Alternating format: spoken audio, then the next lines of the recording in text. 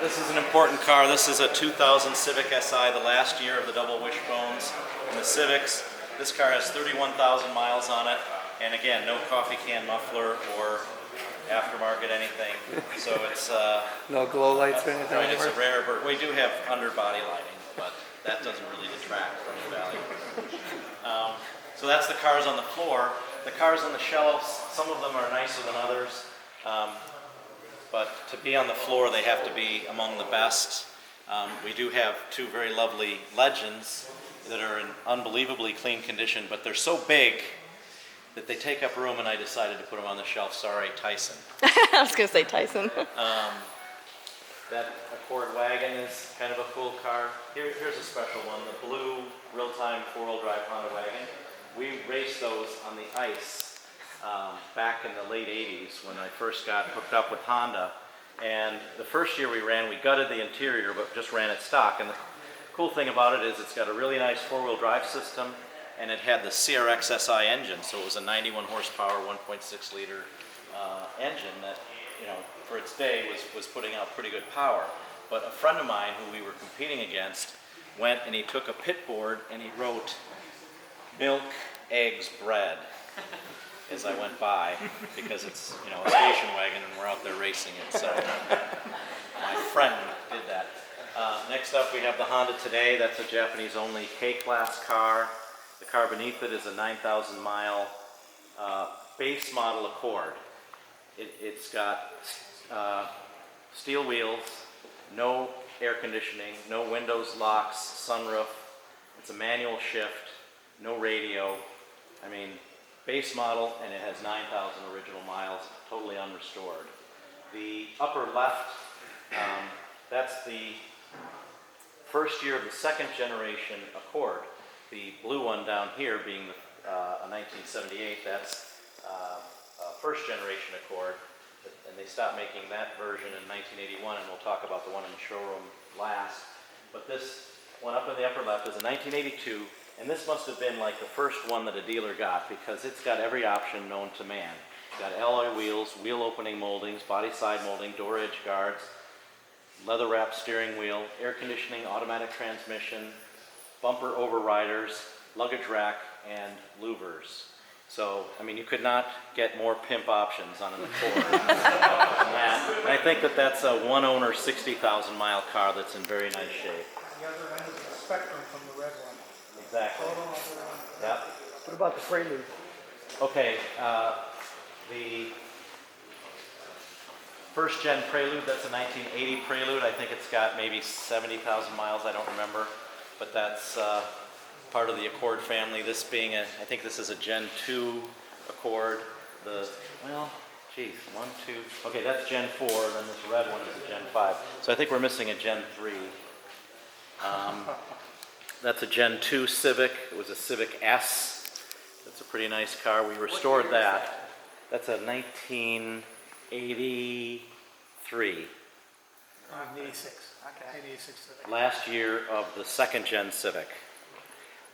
And that one we repainted, and the yellow Civic we repainted. The green car had been repainted, and maybe there's some other cars that have had some paint work, but as a rule, I can't think of any of them that have. I think they're all original paint with those exceptions. This 87 CRX SI is not the best example in the world, but it's, I think, 83,000 miles. And it's dear to my heart because 31 years ago, when I was 4, that was when I started racing for Honda. So that's another whole story, but we won the ice racing championship in 1987 with that model car, so that was cool. And the car above it is another unicorn. That is a 92-93, this is the 92, Integra GSR. And we won the 1993 SCCA Pro Rally Championship production category in that car, and it was a very cool package. The gearing wasn't the best. In rallying, you tend to be between second and third gear a lot, so you would go second gear and rev it to, you know where, and then you'd go to the next gear and it would go, bop. And so you'd be upshifting and downshifting a lot, but you beat a lot of fast cars, and in fact, I remember pulling into the first rally that we ever did, the Rim of the World Rally in 1992, and a very famous rally driver who was involved in the sport came and stuck his head in the car and he said, you know, these Hondas don't do very good in this kind of stuff. And this Rim of the World Rally is a very tough rally, a lot of water bars and a lot of rough terrain. And I said, really? They don't do well? I mean, we ice raced them and pounded the hell out of them. As long as you don't hit anything, they hold up great. And he's like, yeah, you know, good luck. And we ended up in that first event finishing first in the production class and second overall in front of all the Quattros and four-wheel drive stuff. So it's like, huh, okay, yeah, not that great. 78 Civic, this has 24,000 miles on it. It's an automatic, like many of the nicer cars that you tend to find are grandma's car. I don't know if I already mentioned that to your group. I forgot.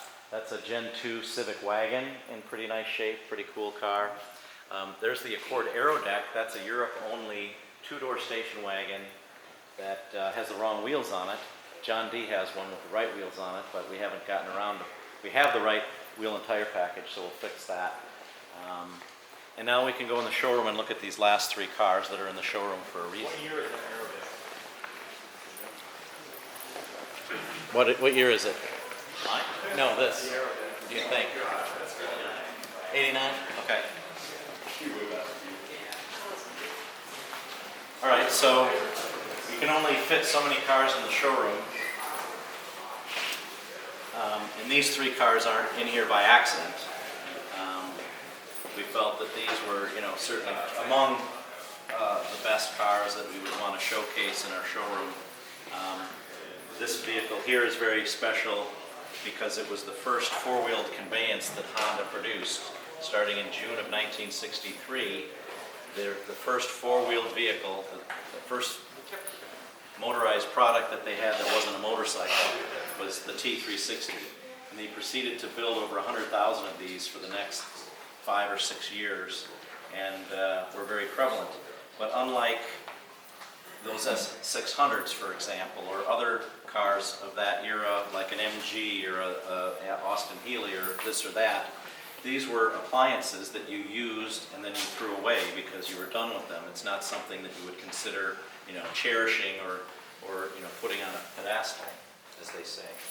So this is a 1966 example. We bought it out of Germany. The previous owner was here for our grand opening in July of last year and got to see it. We thought it was a survivor. If you know what a survivor is, something that might have a few dents and bruises, but it's just all there and it's original paint, original everything. When we got it, as it turns out, it was not. So we decided to go ahead and restore it. So we carefully did a nice repaint. We're not sure, but we believe it's the only one in North America. Interestingly, another model that looks like this, very similar, but it's called a T500. They made 1/10 the number of these that they made of these, and we think there's 3 of these in North America and only 1 of these. So it's kind of interesting that phenomenon happened. So very special car to Honda, and I just love that H on the nose. Here's the Honda Vamos. It's the least prolific model that Honda ever produced. They made it for 4 years, starting in 1970, and it's got a face that a mother could love. But it's rear-wheel drive. It's got a 360 engine, air-cooled, and the neat thing about it is it has a number of bits that come from the S600. It's got an S600 ashtray, S600 gauges, S600 taillights. So, I mean, that's how it worked. They would just find pieces that they could plug in different models, and they weren't necessarily exclusive to a particular model. But it's a great pit vehicle, and I think it looks great.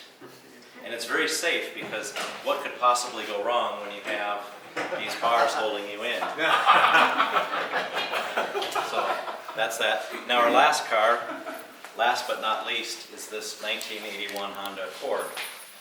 Now, we talked about the N600 and the Z600 were the first cars that Honda sold in the United States. And then when the Civic came out in 1973, it really made a name for itself. And the first two maybe didn't have the impact that the Civic had when it came out. With the fuel crunch that happened right then, people were looking for more fuel-efficient vehicles. But the Civic was kind of small, certainly bigger than the predecessors N600, Z600, but just a little bit small. And then in 1976, this model came out. Now this is an 81, it's the last year of the first generation, but basically the same piece that first came out in 1976. And when it came out, they called it the Big Honda. And someone earlier said about the blue one, which is the same basic car as this, oh, what Civic is that? No, this is the Accord, the Big Honda, they called it. And the interesting thing about this car is that it came onto the marketplace and took the United States and the world by storm because of what it was. It had more interesting styling than what was available in America. It got better fuel mileage. It had more features. It handled a whole lot better. It was screwed together better. It was more reliable, and it was very competitively priced. And it absolutely got the attention of the people that were selling cars in America. And this particular example is just insanity because it's got 4,600 miles on it. It's in unbelievable in the wrapper condition. These tires that are on it only have 1,900 miles on them. And there's no dry rot or any issues with it. The one in the trunk matches it perfectly. They're German Michelins. And the second owner, the first owner sold it to the second owner for $3,000. And the second owner took off these wheels and tires and put them in a pile and put those wheels and tires on. Those are 1981 Accord sedan special edition wheels. So he ran on those tires from 1,900 to 4,600 miles.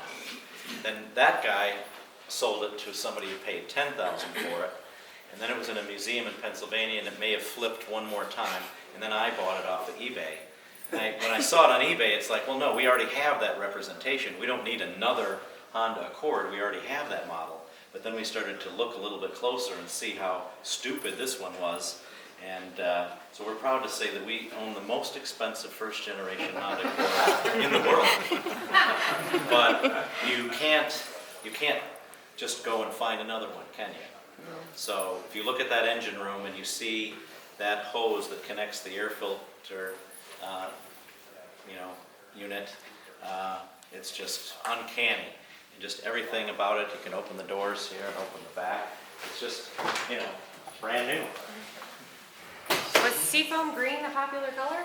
It was certainly a color of the era. It was? Yeah. Do you know what the color of that aero deck is? What's that? The aero deck, do you know what the official color of that aero deck is? It's called folding chair brown. Oh, That's Nice. also a very popular color. Peter, did you get this was about a year and a half? Yep. Okay, I think I saw that for sale. Yeah. wow. I remember when we. Yeah, it's, I don't, when I bought it, and I don't know that I had paid for it yet, but I put the down payment on it, the seller, who's now a friend of mine, had another person from Costa Rica say, I'll give you $5,000 more than what you just sold it for, and tell this other guy, oh, sorry, And this gentleman honored his original sale and went through with the transaction. So that was nice, as much as he probably profited from what he sold it to me for. But it's What did they sell for? when you win a car at auction, whether it's eBay or a live auction, all that you've proven is that you think that car is more valuable than anyone else in the room. So you're not really winning, are you? No one else thought it was worth that. So we have a little bit of memorabilia. We have our parts department. We have our service department. We'll have RealTime collection hall swag and RealTime racing swag for sale tomorrow afternoon at the car show and tomorrow evening. So we'll, if you have any interest in that, we can have some of that. This is the original sticker on there. I think probably 1980 could have been the first year of unleaded.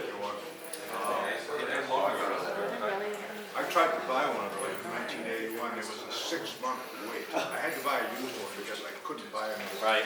Everybody wanted one, it was unbelievable. Well, thanks for coming, everybody. We still have a nice leisurely time to get down to the lakefront. We have maybe 45 minutes to get there, and it's probably less than 30 minutes to get there. So if we want to hook up the wagons and think about going, if you want to look at this picture and then look at the building, look at the picture, look at the building, anything like that.